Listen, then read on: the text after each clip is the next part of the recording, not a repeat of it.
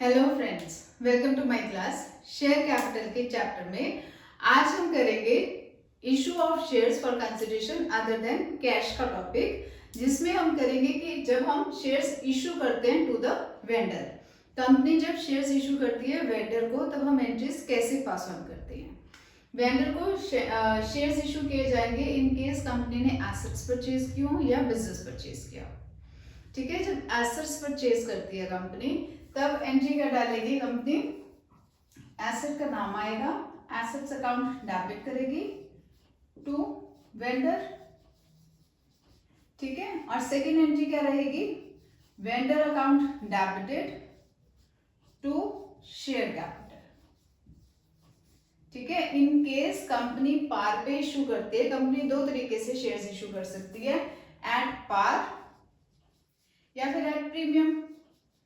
ठीक है, अगर तो वो पार पे इशू करती है तब हमारी ये एंट्री चलेगी, बट अगर प्रीमियम पे इशू करती है तब क्या आएगा साथ में, टू सिक्योरिटी प्रीमियम रिजर्व। ठीक है जी, अब कितने शेयर्स की अमाउंट शेयर कैपिटल में जाएगी और कितना सिक्योरिटी प्रीमियम रिजर्व में जाएगा, इसके लिए आपको number of shares issued by the company वो पता होना जरूरी है। तो वो कैसे निकालेंगे हम, उसे निकालने के लिए हमारा फॉर्मूला चलता है नंबर ऑफ शेयर्स इशूड। कैसे निकालेंगे हम निकालेंगे उन्हें परचेज कंसिडरेशन। परचेज कंसिडरेशन मतलब जितने का एसेट खरीदा है, एसेट या बिजनेस जितने का भी खरीदा है, that is the purchase consideration upon issue price. ठीक है, सपोजिंग मैं कहती हूं कि कंपनी ने जो ये एसेट खरीदी थी दैट अमाउंटेड ₹22 लाख। क्लियर है, अब हमें अमाउंट का पता है और वो कंपनी ने खरीदा है एट पार और एक शेयर की कीमत है ₹100। ठीक है, अब हमें ये भी रुपीज में पता है, ये भी रुपीज में पता है, और हमें ये नहीं पता कि नंबर ऑफ शेयर्स कितने हैं। ठीक है, तो वो कैसे पता करेंगे, परचेज कंसिडरेशन हमने कितना कहा, 22 लाख का, इशू प्राइस हमने बताया 100 का, तो कितने नंबर ऑफ शेयर्स हुए, that is 22,000 shares in case company issued these shares at par. Clear है, बट अगर यही चीज वो प्रीमियम पे इशू करती है, प्रीमियम मतलब 110 रुपए का, 10 रुपए का प्रीमियम है, 100 का शेयर 110 में इशू करती है, तब हमारे नंबर ऑफ शेयर्स कैसे निकालेंगे, 22 लाख अपॉन 110, तो ये कितने आएंगे, 20,000 shares. 20,000 shares at the rate of 100 plus 10 rupees premium. Clear है, तो सेकेंड एंट्री हम कैसे डालेंगे, 22 लाख, शेयर कैपिटल में कितना आएगा, 20,000 into 100, that will be 20 lakh, और capital reserve security premium reserve में आएगा 20,000 into 10, that will be 2 lakh. Clear है ये चीज, तो आपको नंबर ऑफ शेयर्स निकालने ही पड़ेंगे इन केस कंपनी जो है प्रीमियम पे शेयर्स को इशू करती है, क्योंकि आपको अमाउंट दे रखी होगी कि परचेज कंसिडरेशन इतनी है हमारी और कंपनी उस शेयर को 100 रुपए में बेच रही है या 110 में, तो हर चीज में आपको अमाउंट का पता है, नंबर्स का नहीं पता है, नंबर्स आपको निकालने पड़ेंगे। फॉर्मूला लगेगा purchase consideration upon issue price. ये फॉर्मूला सेम ही लगेगा चाहे वो एसेट्स परचेज करे चाहे वो बिजनेस परचेज करे। ठीक है, अब इन केस कंपनी बिजनेस परचेज करती है तब क्या फर्क आता है, तब फर्क आता है कि कंपनी सिर्फ एसेट्स ही नहीं उठाएगी, रादर कंपनी जो है वो लायबिलिटीज भी टेक ओवर करेगी। तब एंट्री क्या डालेगी, एसेट्स को डेबिट करेगी टू लायबिलिटीज, ठीक है, टू वेंडर। ठीक है जी, वेंडर की अमाउंट आएगी with the purchase consideration.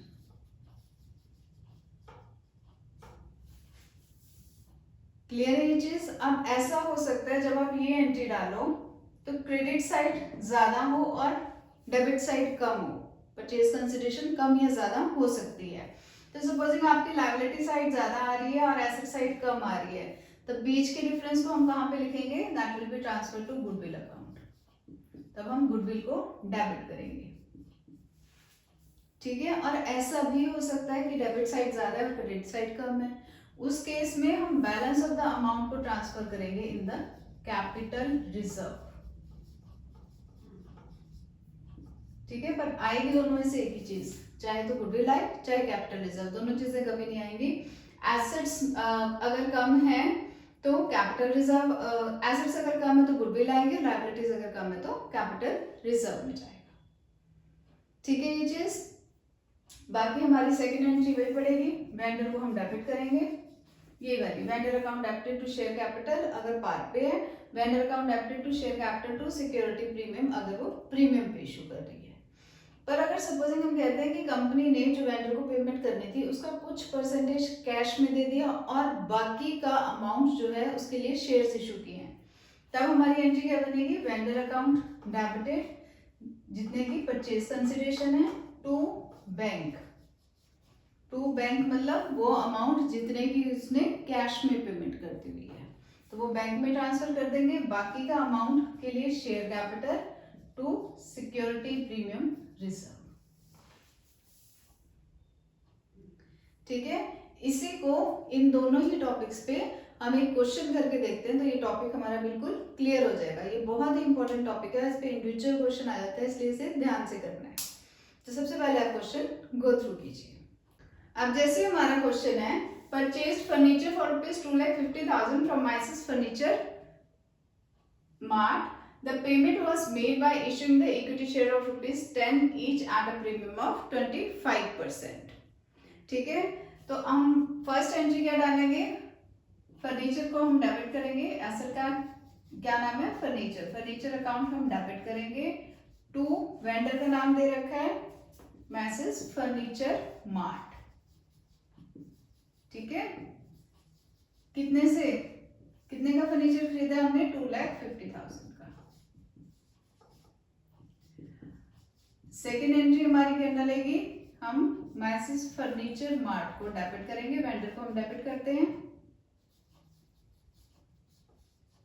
To, अब हम क्या कर रहे हैं, इक्विटी शेयर्स इशू कर रहे हैं एट प्रीमियम, तो हम लिखेंगे to equity share capital to security premium reserve, ठीक है। अब अमाउंट कैसे डालेंगे, एंट्री तो ठीक है बट अमाउंट कैसे डालेंगे, मार्ट में आएगा 2,50,000, इतना ही देना है ना हमें।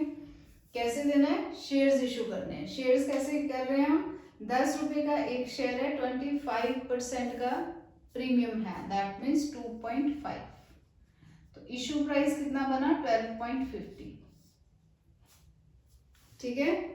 परचेज कंसिडरेशन कितनी है हमारी, नंबर ऑफ शेयर्स हम निकाल रहे हैं, number of shares issued by company, ये हम निकाल रहे हैं। कैसे निकाल रहे हैं, हम कहते हैं, हम लिखते हैं purchase consideration upon issue price, ये हमारा फॉर्मूला चलता है। परचेज कंसिडरेशन कितनी है हमारी 2,50,000 की, इशू प्राइस है 12.50, ठीक है। 10 नहीं लेना है, प्रीमियम पे इशू कर रहे हैं तो 2.5 भी हम ऐड करेंगे, इशू प्राइस बनेगा 12.50। तो नंबर ऑफ शेयर जब हम कटिंग करेंगे दैट विल बी 20,000 शेयर्स, ठीक है। ये शेयर्स हमें निकालने, नंबर ऑफ शेयर्स क्यों निकालने पड़े, क्योंकि हमें ये देखना है कि शेयर कैपिटल में कितना जाएगा, प्रीमियम में कितना अमाउंट हम लिखेंगे, ठीक है। तो कितना जाएगा 20,000 इंटू 10 करके जाएगा हमारा इक्विटी शेयर कैपिटल में, तो that will amount to ₹2 lakh, और 20,000 इंटू 2.5, प्रीमियम का अमाउंट 2.5 है ना, वो जाएगा हमारा सिक्योरिटी प्रीमियम रिजर्व में अमाउंटिंग ₹50,000, क्लियर है ये चीज। तो ये है जब एसेट खरीदी है। अब एक और क्वेश्चन करते हैं, जब बिजनेस परचेज होते हैं। हमारा क्वेश्चन कहता है K Limited took over the assets of 15 lakh and liabilities of 5 lakh of P Limited for the purchase consideration of 13,68,500. 25,500 was paid by issue of promissory note, and for the rest of the amount, the equity shares of ₹100 each are issued at a premium of 25%. ठीक है, तो assets और liabilities दोनों ही take over कर रहे हैं। Assets की assets अलग अलग हमारे को बाइफर्केशन नहीं दे रखी है, तो हम वही लिखेंगे, एसेट्स को ही डेबिट कर देंगे, एसेट्स अकाउंट डेबिट। अगर अलग अलग अमाउंट दे रखे होते कि फर्नीचर इतना, बिल्डिंग इतना, डेटर्स इतने, तो हम वो सारा अलग अलग ही लिखते। एसेट्स को हम डेबिट करेंगे with ₹15 lakh to liabilities. Liabilities कितने की टेक ओवर की है? 5 लाख की। और 2 लिखेंगे हम पी लिमिटेड। ठीक है, पी लिमिटेड कितने से होगा हमारा? 13,68,500 से। ठीक है, अब देखो जी, लायबिलिटी साइड ज्यादा है और एसेट्स कम है, तो हम रेस्ट ऑफ द अमाउंट किस में ट्रांसफर करेंगे? गुडविल में। गुडविल को हम डेबिट करेंगे with the balance of the amount, that will B 3,68,500।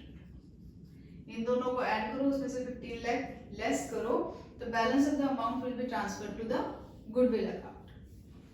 ठीक है, लायबिलिटी साइड ज्यादा है, एसेट साइड कम है, तो बैलेंस अमाउंट ट्रांसफर कर दिया हमने गुडविल में। नेक्स्ट एंट्री क्या हम डालेंगे? पी लिमिटेड को हम डेबिट करेंगे। 13,68,500 हमने उसे देने हैं टोटल अमाउंट। ठीक है, अलग अलग करके डाल लेते हैं, वो ज्यादा इजी रहेगा समझने में भी। वो कहते हैं पी लिमिटेड को हमने कितने दे दिए? 25,500 का प्रोमिसरी नोट इशू किया। Promissory note is a kind of bills paper. ठीक है, तो हम पी लिमिटेड डेबिट करेंगे 25,500 टू बिल्स पेपर। कितने का? 25,500। अगर सपोजिंग ये बिल्स पेबल या प्रोमिसरी नोट ना होता, 25,500 की कैश या बैंक के थ्रू पेमेंट हो जाती, तब हम टू बैंक लिखते थे। ठीक है, and for the rest of the amount, rest कितना रह गया? हमने उसे देने थे 13,68,500, जिसमें से हमने 25,500 जो है बिल ड्रॉ कर दिया। ठीक है, बाकी कितना अमाउंट बचा? 13,43,000 का। इसके लिए हम क्या कर रहे हैं? शेयर्स इशू कर रहे हैं। शेयर्स इशू कर रहे हैं of ₹100 at a premium of 25%।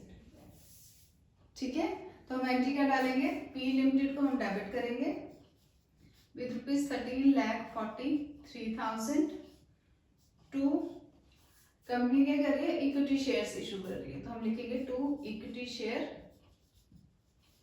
Capital to security premium reserve, क्योंकि प्रीमियम पे कर रही है ना, तो सिक्योरिटी प्रीमियम रिजर्व।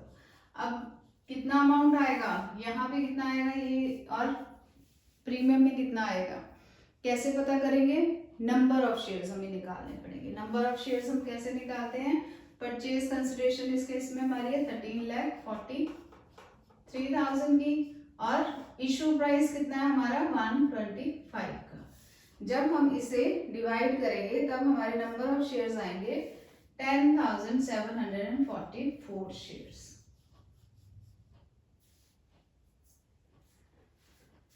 ठीक है जी, तो दैट मीन्स हमारे security premium equity share capital में कितना जाएगा? 10,744 इंटू 100 करके।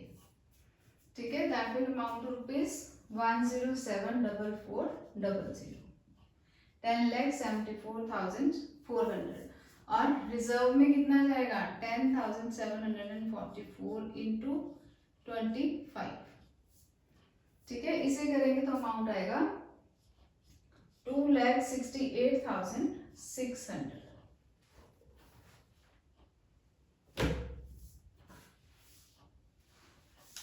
क्लियर है ये चीज? नंबर ऑफ शेयर्स हमें निकालने ही पड़ेंगे जब हमें शेयर कैपिटल और सिक्योरिटी प्रीमियम रिजर्व में अमाउंट्स डालनी होगी।